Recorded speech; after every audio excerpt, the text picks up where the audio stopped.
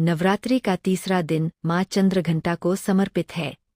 माता का यह स्वरूप शक्ति, साहस और करुणा का प्रतीक माना जाता है। उनके मस्तक पर आधे चांद के आकार की घंटी सुशोभित रहती है, इसी कारण उनका नाम चंद्रघंटा पड़ा। उनका वाहन सिंह है और उनके 10 हाथों में अलग अलग अस्त्र शस्त्र सुशोभित रहते हैं।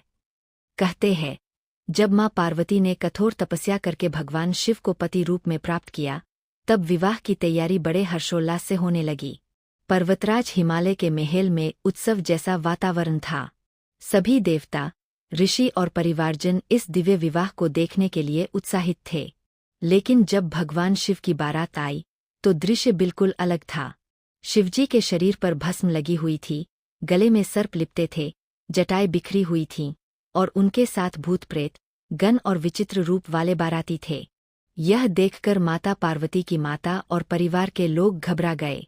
सब सोचने लगे कि इतनी सुंदर कन्या का विवाह ऐसे रूप वाले वर से कैसे होगा। तभी माता पार्वती ने सबके मन का भय समझ लिया। उन्होंने शांत भाव से अपनी दिव्य शक्ति प्रकट की।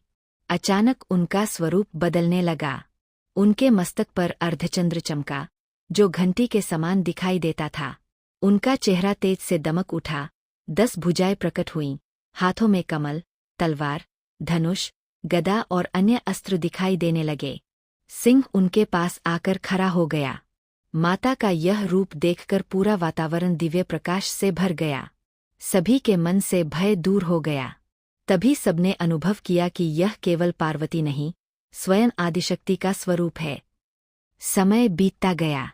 एक बार दुष्ट असुरों ने देवताओं पर अत्याचार करना शुरू किया।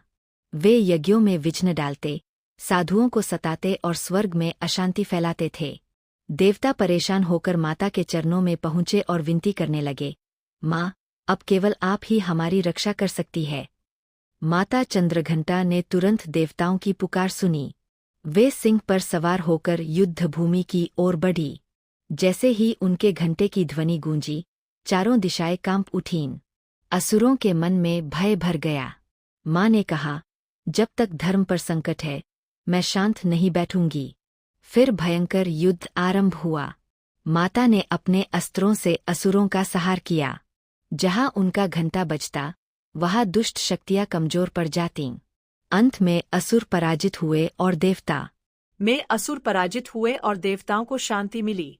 कहते हैं, माँ चंद्रघंटा की पूजा करने से मन का भय दूर होता है, आत्मविश्वास बढ़ता है और जीवन में साहस आता है। जो भक्त सच्चे मन से माता का स्मरण करता है, उसके जीवन की बाधाएं धीरे धीरे दूर होने लगती है। इसीलिए नवरात्रि के तीसरे दिन माता को दूध, खीर और मिश्री का भोग लगाया जाता है। माना जाता है कि इससे घर में शांति, सुख और समृद्धि आती है। जय माता दी।